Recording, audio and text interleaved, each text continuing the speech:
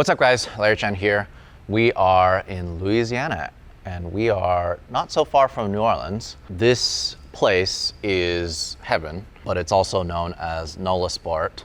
This is Dylan, and he hit me up on Instagram because you know where I was this whole weekend? I was in that window right there. And what a tease. So that's our media room, and that's kind of where I've been editing Grid Life photos this whole weekend. And I look out that window and guess what I see? I see a bunch of Porsches, and not only that, I see Bilco's winning GT4 that you guys prepped. The Wild Man. For Pikes Peak. Yep. Right off the bat, I already knew that this place was super legit. And on top of that, the quality of cars, the amount of cars, and also how many historic cars you have here. Tell me a little bit about what NOLA Sport is. Yeah, basically going all the way back, my dad grew up back when all gas stations were service stations. By the time my dad was 18, 19, he took a liking to some of the German stuff, got his first 911, began working dealerships and some of this other stuff. Started Crescent City Motor Cars with my uncle. Back on Tulane Avenue in New Orleans, they had a Porsche dealership. Long story short, he worked in the Porsche dealer life for about 25 years. You know, they sold the Porsche dealer tag in New Orleans for Smart Car. Terrible decision. Didn't last at all. So there's no Porsche shop here. You know, kind of talked some things out, was unemployed for a little bit. Katrina, you know, obviously we lost our house and stuff. No sob story there. But, you know, needed to start something. So he opened up his own shop, took some of our techs and stuff, our service writer as well, still with us today. You know, we founded NOLA Sport in 2010. I actually have another shop in the heart of New Orleans, and we do a lot of our service side stuff there. And then in about 2014, 2015, the track had been kind of trying to get us to come in here. This is what they called their speed shop at NOLA Motorsports Park. And we went back and forth for a little while, and, you know, we finally ended up deciding that we would take this spot over and, you know, bring some cars out to the track. So you have free reign of this track? The best part about it is, you know, there's no better place to test the car. Suspension noise, you know, you got a problem, feels like the engine's cutting out at 8,000 RPM, these sorts of things under full load on a corner. We can go find it out here. We do have access to the track. Yeah, and because first of all, this is a world-class facility. The bathrooms, some of the best track bathrooms I've ever been to. I cannot believe how good these bathrooms are. So clean. That's a big deal for me, okay? I spend my time at the track.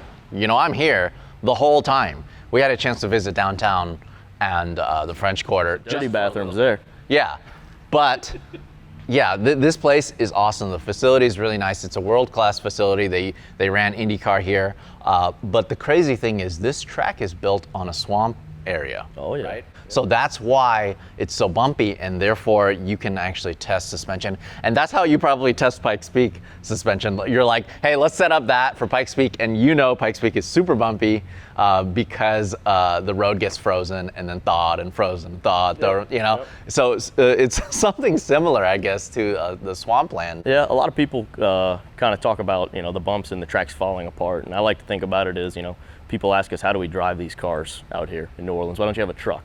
You know, you just be careful. You know your roads. You're smart. You pay attention. You know when you can rail into it and whatnot. You know, same thing here. Everybody says respect the bumps at Sebring. Every track has its own characteristics, and that's what makes it a great track. So, you know, you come out here, sure, it's bumpy, these sorts of things, but it's great. Yeah, Pikes Peak's a different story. Actually, we had the SD card for the video. Bilco texted me and said, can you send it over? So I sent it to him, and I said, how'd you like the squeaks? That car squeaks a good bit. She's got some miles on her. She's coming up, she's right at 20,000 miles. Original motor in that car. 20,000 like hard driven track miles. That car is probably, if not the most winning GT4 Club Sport, obviously factory built race car. We've won all sorts of races with that car. Tons of people have driven it, series after series. That car's got a lot of trophies behind it. So is the Porsche scene in New Orleans pretty big? To be honest with you, you know, this is a question a lot of people ask me. My answer to that would be no, but it's probably a good thing for us. The car community here is not that big. There certainly are cool cars, you know, like any place there's money in neighborhoods. But it really works out well for us, being that, you know, if we were in California like you guys see, there's a tons of people that do what we do, right? Here it's great because we've kind of centralized on a market, and we were able to kind of grab it. My dad, being born and raised in New Orleans, has known people for forever, and relationships are incredibly important, and we just developed a fantastic clientele. That was on the street car side, moving into the race world starting in about 2014-ish. We've taken off. Everybody knows the livery on the cars. We've been the Cayman guys for a long time. I think I've got something like 12 factory-built GT4 Club Sports in here. We like 911s too, but that's just kind of become our market. That's what everybody knows us for. What's the next closest track from here? Like world-class facility like this? I'd say probably, forgive me if I say the wrong answer, but I'm going to say probably Barber Motorsports Park, which I believe the developer of it, the same designer for this track as well. And if you've been to Barber's amazing, gorgeous, fantastic facility. I've heard of NOLA Motorsport, and that was because I was actually shooting Bilko, and he was thanking you guys for such a cool car with great setup. I just never thought I would just show up here and then it's like the world-class facility here. I keep saying world-class, but it's true. Like, this place is a dream shop. It's amazing. You guys have amazing street cars in your showroom. You have a really cool engine room that I saw that you're building some air-cooled engine or whatever in there. And then there's all these race cars here. So let's kind of go over some of these cars that you have here. So, a lot of the stuff we do over here, primarily air-cooled stuff. Yeah. Race cars as well. We do have our storage license, so we try to keep it centralized on cool stuff. You won't find too many normal cars in here, which is, nice. So this is my Master Tex 993. James, he tore this car apart, completely built from the motor and everything, painted it orange. This car's a head turner for sure. You've got this car, another 993. This is a C4S, good customer of ours. We put some body components from a 993 RS. It's got the fancy HRE wheels on it, look great. Actually converted it to rear-wheel drive as well.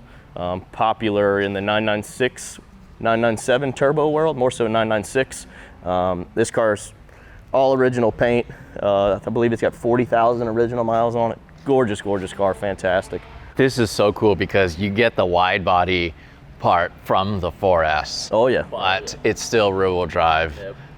We all got a soft spot for 993s. Yeah. Well, I love 993s, and it's the last of the air-cooled, right? There's just something special about it. A lot of people maybe don't like the way the front end looks, but I absolutely love it. I think it's like that sleekness and the fact that they incorporated the body lines into the design really kind of just makes me really like it. Yeah, these are gorgeous cars. Shout out to Deepak, great customer of ours. Love working on your cars. Give us the chance to have beautiful stuff like this in the shop. Another 993, 996 GT3.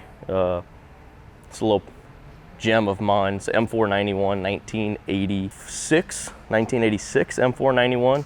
So wide body turbo look, 930 turbo look car. It's got turbo brakes, suspension. It's got the wide body, obviously.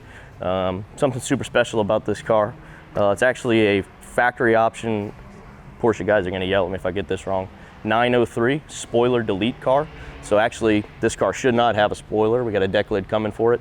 Looks just like a Speedster. Really, really cool to see. You get the tonneau cover that goes all the way across. Really, really cool. Oh, that's gonna be really cool. Okay, so you are gonna take this out. Yeah, so somebody installed this. This car is not supposed to, by the factory, it's a 903 option code. It's a spoiler delete car. Wow. So really, really sweet. I had some fancy gold BBSs on there. My dad's old school. He doesn't like that, so we took them off. So you're gonna have to wear like a straight up like Miami Vice press suit. Oh yeah. You're gonna. It's gonna be really nice when you're cruising in this thing. Yep. This is beautiful, and then I want to spend a whole video talking about this. Lots of years going into this. Yeah. So, what is this? Race car row over here? Yeah. So starting on this side. These are 3 718 GT4 Club Sports, all SRO running, SRO GT4 America. We do some Trophy West. Porsche actually has a new race series coming up that we'll be running in. These cars have some IMSA on them as well, so we bounce around. That's the baby right there, 47.2. You'll see 47.1 with Bilko. All PDK cars, 3.8 liters, making about 420-ish horsepower. Fantastic cars, really easy to drive, very inviting, welcoming to go really fast. great car for a guy to get in that wants to do some competitive racing. And when they start driving them, they really get hooked. That's why you'll see about 12 of them around here. Yeah, we were lucky enough for Porsche to lend us the new GT4 street car With a PDK or stick? stick Perfect. to drive 5,000 miles. Really? Yes. I got one coming in a couple weeks at Brian Harris Porsche. So yeah, 997.1 GT3 Cup car, sequential car. My God, this thing is wide. Yeah, it's a monster here. Oh my God, what is this for? Like, what are you going to use this for? So it's a like end of run, almost kind of like a in between car, 997, 991. It's a 2014 GT3R. So it's an air shifted 4-liter. It's got a 9,400 RPM redline. Total monster. Had lots of track records here. I bet this would be so much fun to drive and just scary to drive. Yeah, it's pretty. I can't believe it's running Rays wheels. impressive. That is so cool. It's like the Axis powers combined, right? You got German and A little bit of everything. Japanese. Like all the guys that put Volks on their 997s and Oh came. my God, I love this. I cannot believe how wide this is. This is, I mean, this is like a record. This is like just for smashing records or. Oh, Forgive any dust or anything. this arrow or this, where was this made? How is this made? Look at this. Fiberglass and carbon. I can't see. It's a little dark out here. Wow, GT3R. I've never seen anything like this. So interesting. Again, the Porsche guys might yell at me. 2014. So by Streetcar 991. You look at it, it's got 997.2 taillights and a couple other components. So kind of like a Frankenstein car between the two generations. So is this just a customer? They're like, hey, I just want to break some records, or what is a customer? So it's actually interesting. So we race in SRO and IMSA, and then in SRO this year, which we have a GT2 RS Club Sport as well. They opened up a few different series with the GT2s. Audi made a car, I believe. A few other manufacturers were getting into it, maybe Lamborghini and McLaren. And they opened up the category that old racers, so like 997 GT3 RSRs and Rs could race in. So this would have been, an IMSA car back in the day, kind of what we do with the Caymans on the GT3 level. Oh my God. Oh my God, I'm in heaven. What are those? What are these? Are those turbofans, Larry? Where? Tell us about this. This is kind of like a centerpiece, I feel like, for you guys. Yeah, so it was a street car converted to a race car. I'll be honest, my knowledge is a bit limited on it. So street car converted to race car in the 80s. This car actually ran, IMSA had a race in New Orleans around the Superdome, believe it or not. Whoa. Yeah, and this car is said to have run in that. I don't know a whole lot about it. It does shoot flames, it's pretty tight. That would have been so cool to see Yeah. around New Orleans. I wasn't alive, Larry. Were you alive then? What year was it? 80s, 84, I believe. I was born in 84, so. There you go. You could have gone. Yeah, I could. But this, I love it. It's a real turbofan. Yep. And I'm wondering if this is the era when it was actually functional. Yep. Yeah, so what it's doing is it's actually taking in air and shooting it to the brake. Yep, cooling the brakes up. Nowadays, it's an aesthetic thing. I gotta admit, I built a SEMA car with turbofans just because it looks cool, and it didn't do anything at all. But this, wow, it's so cool that this, and the texture, it's kind of funny because you look at this and it looks cheesy now. Yep. But all of the people that are copying it now, I mean, maybe they'll put some more texture in it or whatever, and it's a little more refined. But that's not functional. No. This is actually functional. Grabbing there, it'll all be coming out right there. Yeah, I think that's so cool. Oh man, and on top of that, it's the same design on the inside as BBS's. Mr. Joe Camel, right? Just smoking a cig on the side of the race car. Yeah, we've had a few plans for this. I tried to, we'll go back to the 73 car in a little while. I tried to get the motor out of this. It's kind of more of a showpiece than a driving car, and put it in the green car. I got shot down on that, but we'll get to that later. This is cool. I like it. I like that it spits flames. What is this? Is this a real RS or what is this? No, so it's an IROC replica. This is a car you can go. So I actually did some of the stickers on it. You guys tell me it looks terrible, I know. So I kind of contributed back. If you look, the name, obviously my client's car, Mike Hato, great customer of ours. All the stickers, it's duplicated to look just like an IROC car in the day. You'll see some stuff. He wanted to do some SVR racing stuff or SVRA stuff. Go to Monterey and all that sort of stuff. So we got him this car, monster to drive. I love it. I love the way it looks. I love the livery. Makes fantastic noises as well. Yeah, I bet. I love these so much. So, and you can tell he drives hard. Look at all these marbles over here. Air-cooled Porsche motors are few and far between as of now. It's kind of like a luxury. So you got a 914 here. Yep. You got a bunch of street cars here. This is cool. This looks like something fun in progress. Yeah, it's a project of ours. 964 turbo. It's Tahoe blue from the factory. It's a monster. It's tuned up a little bit too. Came from a good buddy of ours out in Florida. And then this is a 997 GT2. This is kind of our workhorse. We've got some stuff going on right now. Oh, this is the Widowmaker. Yeah, so Widowmaker rear-wheel drive. It's got a kit on it, I want to say from Evolution Motorsports. So it's got bigger turbos, intercooler, radiator, exhaust. It's got an ECU flash. It's got suspension components. It's terrifying to drive. How much power does this one make? So we got the car with all the stuff done to it on behalf of one of our clients. I think the kit was rated at like 710 or something like that. We dynoed it. It was a little bit shy of that. We don't have a dyno anymore. This is a car that is part of the shop. Everybody gets to drive it, wail on it. We like you were talking about the small Porsche community. We'll give this out as a loaner car to some of our clients. We haven't. You're so brave, sir. Well, it's part of the fun in it all, and it's a car you get in, and it's just ridiculous. First, second, third gear, you don't even really consider grabbing fourth. Well, that's the thing is with something like this, it's just that visceral feeling. Like realistically, the newer cars, even the GT4s, are faster around the track. Yeah. Oh yeah. And but this is just such a handful to drive. So what's really weird, I've never driven plenty of PDK cars, GT cars, and that sort of stuff. Never been behind the wheel of a GT2 RS. Have you? I have not. Okay, so that's my thought. So driving something like this with the 6-speed manual, that's a monster. It's got a monster of a clutch in it.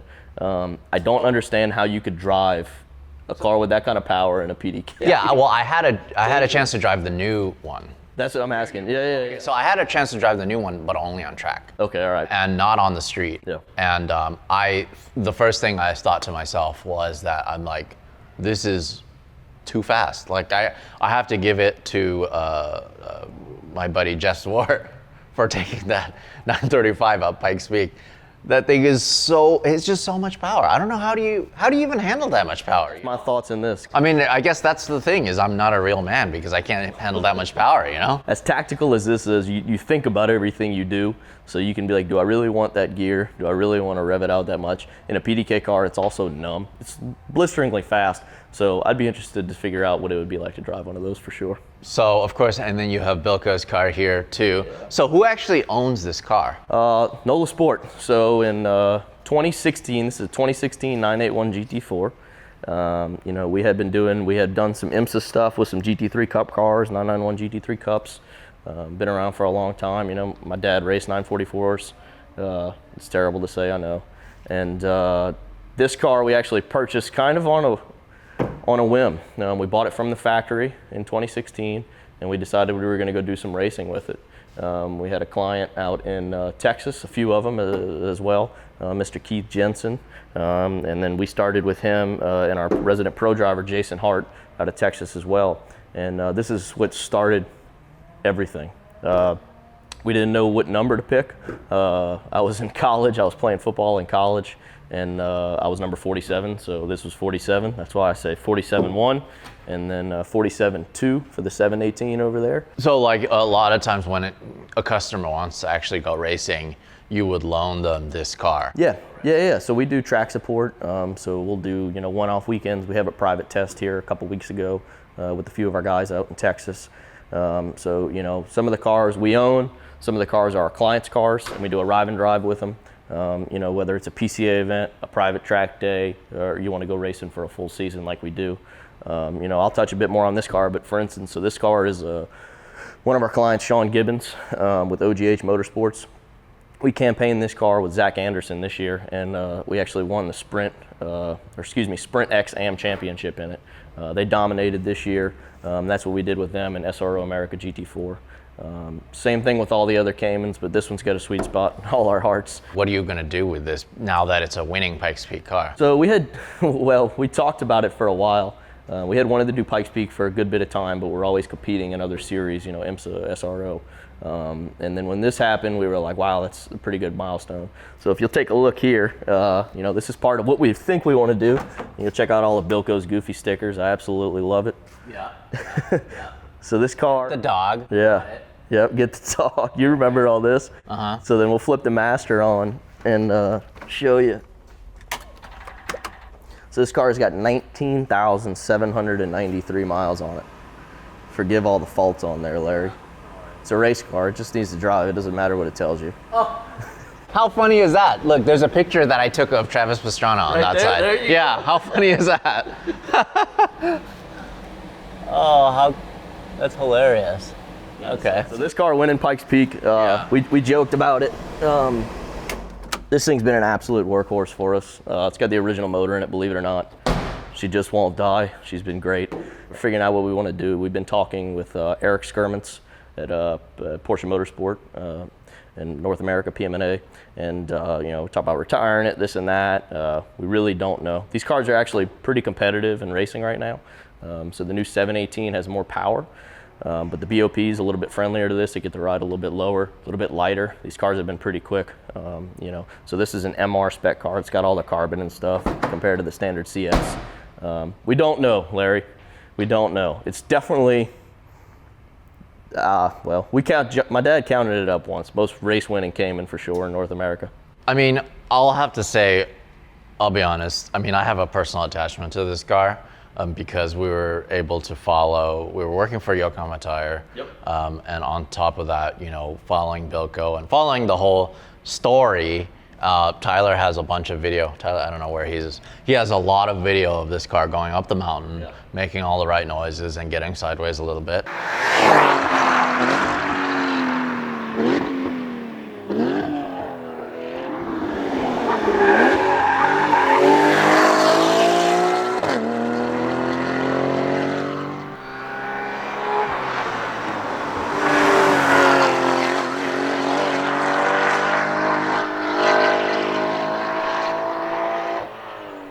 Yeah, Bilko sent it for sure. It's what he's supposed to do. So, yeah, I mean, I think it would be cool for it to be preserved in this state, and then maybe, who knows, maybe race again next year, or wouldn't it be cool if you went up and for the 100th running and won again? Yep. So I believe, I believe that Porsche has, you know, talked with Yokohama and Pikes Peak and everything, and I believe they will be back for the next few years. So we do have plans to do that, you know, compared with the race stuff with all our other seasons as we're traveling. So when we were at Pikes Peak, we actually had Sebastian, one of our guys over here, and then Dennis Boda, a good friend of my dad's, phenomenal Porsche technician. They actually went and serviced the car. They took care of the car for them while we were racing at Road America with 4 cars. So we had 3 718 GT4s and then a GT2 RS Club Sport. So they did that, you know, nothing but good stuff to say about everybody, the whole event. So, you know, would love to go back for the next few years. We'll see what happens when it hits 20,000 miles. I was thinking about it'd be great we could get Bilko to fly down or somebody else, put a GoPro on their helmet, donut it into 20,000 miles. To test to the strength of the Porsche motors and the Porsche race cars. This car's been fantastic for the NOLA Sport brand. It's been great. I think a lot of people don't really understand this because this is something that I kind of learned kind of somewhat recently, just a few years ago, that this is a factory race car that you could buy from Porsche. Everything, all of roll cage, everything is done by Porsche. Yep. And it is like the fit and finish is amazing. If you can imagine it just being a stock car, but it has a roll cage, has all the padding, all the molded foam, all the little switches, and on top of that comes with like its own little tool kit with like, the air jack stuff. I don't know if this has air jacks, but like it has all the things that it needs for the car to go racing. And I freaking love it so much. I think it's so cool. You know, with the newer cars, like with the 935, it comes with its own turbofans for when you want to park it and show it off, because they actually don't do anything. And then of course, like the GT2 RS Club Sport, same thing, comes with all like its own toolkit, its own. Yep. And I think the premium aspect of it is just so cool to kind of get to experience. I mean, they're not street cars, you know, they're meant to go racing, and they're meant to go racing reliably without overheating, without any problems, and I think that is so awesome. Yeah, Porsche and Manthey, the MR standing for Manthey Racing. It's all the carbon components you'll see on the car. They do a great job with all that. You know, even carrying over to the new 718s, the entire car is almost carbon fiber. Front, rear bumpers, hood, rear hatch, you know, doors, all kinds of stuff. They've been fantastic.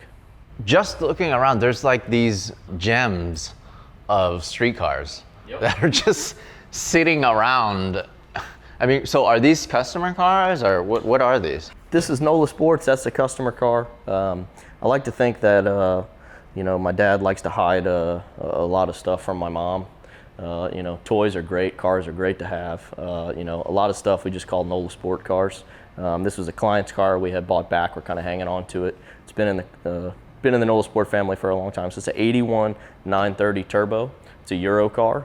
It's exterior paint to sample and interior leather to sample as well. Oh, wow. Really, really pretty car. You could see it has like the Euro plate holder and, you know, little things like that make it cool. The fog light. Yeah, Porsche, you used to be able to submit all the paperwork and they'd send you all that stuff certifying the engine and trans stamps, and give you a certificate of authenticity, plates, a lot of stuff, which is a cool resale tool. When you're selling a car like this, it's a lot more attractive. This is another 930, an earlier car. Favorite thing about this car, Larry, it's got an early patent pending radar detector on it. Oh, really? It's called the Snooper Trooper. It's huge. Oh my God, no way. Hold on, I gotta look at this. You need something like that, I guess, for. Pretty cool. You're kidding. This is a radar detector? Excuse me, Super Snooper. Patent pending. Old school. Oh my God. Does it still work? I'm not sure, Larry. A lot of people, you know, you buy I can't believe how big this thing is. take all the aftermarket stuff off of it, especially a car like this. We saw that, we're like, nope, it's staying. That needs to be in some kind of car museum. What the heck? So it's really cool. We purchased this car for one of our good clients, and then a couple weeks later, so they call this the, I think it's the retro disco side stripe on these cars for the 930 turbo. So, you know, big Porsche collector, likes to buy stuff, you know, that obviously is a little bit special. About 2 weeks later, Larry, they had an identical car on display at the Peterson. Yeah, I actually photographed that Same car. stripes and everything. Yes, I photographed that at the Peterson. And he was so excited when he saw that, and then everybody saw, you know, a couple people asked for the same car. Obviously, it's not the same car. I know about Brumos from Magnus Walker, of all people. Yeah. He, you know, kind of filled me in on how cool, or what it's about, and wow, so Lee drove this. Yeah, so this is a 2012 B59 Brumos Cup. It's 1 of 5 commemorative edition of when they won the championship. My client that bought the car, John Crosby, great guy, great friend of ours. They put all the 3 drivers of the car. So you'll see Andrew Davis, Lee Keene, and Hurley Haywood. And then they put the owner of the car as well. So they made 5 of these cars. It's got a 4-liter in it. Commemorative of Brumos of Jacksonville, Florida, obviously. The livery is iconic. Wait, so they actually did race this, or? No, so they raced a car similar. Oh, and then they built a bunch of these. They made 5 of them commemorative. Oh, so then it's still a race car, though. Yeah, oh yeah, absolutely. So then when you get it and it looks like this, it comes like this? Yeah, so they made them all just like this. The only thing that varies from car to car is the gentleman who purchased it. Oh, what? Yeah, so they're all 5 commemorative edition. That is so cool. So, and this is paint too. This is not even. Oh yeah. Wow. So this car has not been touched. It's got some clear bra on it that's starting to yellow and that sort of stuff, but you know, super rare car. Brumos, everybody knows their position in the Porsche world. I love the livery so much. It's so simple, but I guess that's kind of the point. car you wouldn't touch, you know? Yeah. A lot of this stuff, you change some stuff, modify this and that. This car's been just how we bought it. It's been sitting here. Fantastic car. Look at this, exploded. Larry, you're not supposed to show them this stuff, right? Yeah, this is the cool stuff. Whoa, Not supposed to show them this is from a GT2 RS Club Sport. GT2 RS Club Sport. Oh, where is it? It's hidden right now. Oh, okay. No worries. Lots of carbon goodies though. There's too many cool cars to talk about. I'm sorry if we missed the car that you guys wanted to see. Oh, what about this? What's this? That is a, oh man, you're gonna kill me, Larry. 1977, don't mind the transmission fluid in the rear. 1977 Lola. Oh, so okay. It's an actual race car that raced. I actually had this car shot. It'll be featured on Pikes Peak. It'll be featured on Bring a Trailer soon for sale. Oh, okay. Cool. So if you guys want it, you can buy it. Let's check out the showroom. I feel like we can spend as equal amount of time on all the parts that you guys have laying around too. Oh, I didn't even see this car. Oh, I love the wheels on this. Remember you talking about the Miami Vice and the other one? Oh, this is the one right This is it right here, Larry. Oh, those wheels are so nice. Limo tent with the big rockers. This car is a hoot to drive. I bet. Oh yeah. Next time I come, maybe if I spend some more time here, I can actually, sample some of the cars that you have here. Maybe on the track. I don't know. I just like inviting myself to drive different cars. You can drive whatever you want, Larry. Oh, I like that. All right, so tell us about the showroom. We've been staring at these cars all weekend. We host parties in here. This is kind of an event space for us. Obviously, you guys come in, you got your credentials upstairs. Part of being, NOLA Sport at NOLA Motorsports Park, the facility they give us that you touched on, the bathrooms, all that stuff too. It's fantastic for us having this big shop with all the racks and all the storage. The space is great. There's a massive, where you guys have been upstairs, a event room, if you will, where a lot of people will come and host events. A lot of people will do, character and team building seminars, different various companies, a lot of stuff. They'll do go-karts, or maybe they would do, a couple arrive and drive on some street cars, have lunch, this sort of thing too. So, we have events out here, and we have private tests when there's race and stuff. We'll set a little bar up, fantastic room just to sit in and be in. Look at all the cars is one thing. The colors are all over the place too. So this is a mix of cars, and are these customer cars or ones that you guys own? Customer cars, and then we own some of them.